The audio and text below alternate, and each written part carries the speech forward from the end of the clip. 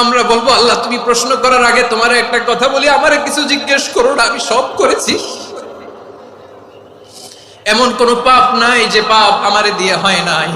আকাশের নিচে জমিনের উপরে আমার চেয়ে বড় পাপী কেউ নাই। একটা একটা করে আল্লাহ স্বীকার করি আমি পাপী, সব পাপের স্বীকৃতি দিলাম। পৃথিবী না জানুক আমি তো জানি আমি কি পাপ করেছি। হায় আমার পাপের করলে বিচার, বাঁচার আমার নাই উপায়। দয়াময় তুমি মাফ করো আমায়, মাফ করো আমায়। আল্লাহ তাআলা যদি দয়া করে আমাদেরকে মাফ না করে, আমাদের বাঁচার কোনো উপায় নাই। আপনি কি ভেবেছেন আপনার নামাজ দিয়ে আপনি জান্নাতে যাবেন? আপনি তাহাজ্জুদ গুজার, সেজদা দিতে দিতে কপালে দাগ ফেলেছেন, এটা আপনারা জান্নাতে নেবে না। আপনি এলাকার সবচেয়ে বড় হাতেম তাই দানশীল, এই দানের ভরসায় বসে আছেন।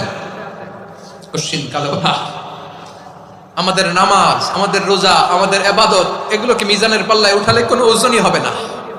তবে আমাদের একটা কৌশল জানা আছে, আমরা আল্লাহর রহমতের ভিখারি। আমরা সেদিন আগেই গুনার স্বীকৃতি দিয়ে দেব। আমরা বলবো আল্লাহ তুমি প্রশ্ন করার আগে তোমার একটা কথা বলি, আমারে কিছু জিজ্ঞেস করো না, আমি সব করেছি। এমন কোন পাপ নাই যে পাপ আমারে দিয়ে হয় নাই। তোমার রহমত দিয়ে তুমি জান্নাতে পাঠাবা, তোমার দয়ায় জান্নাতে যেতে চাই, আমল দিয়ে না। পারবেন বলতে? কিয়ামতের দিন আমরা বলবো আল্লাহ আমার আমল দিয়ে জান্নাত চাই না, আমি তোমার দয়া দিয়ে জান্নাত চাই। তোমার দয়া ছাড়া আমার কোনো উপায় নাই। কারণ আল্লাহ যদি বিচার করে বাঁচার কারো উপায় নাই। আল্লাহ যদি বলে ফেলেন তুই এটা করলি কেন, ওখানে গেলি কেন, কোরআনে 1000 বার নিষেধ করলাম তারপরেও এই পাপে জড়ালি কেন, এরকম প্রশ্ন ছুড়ে দিলে আমার উত্তর আছে? বাঁচার কোনো উপায় আছে? রোজ হাসরে হে আল্লাহ আমার করোনা বিচার, আল্লাহ করোনা বিচার।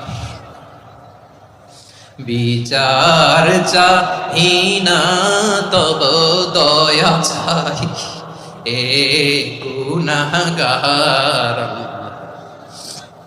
করোনা বিচার।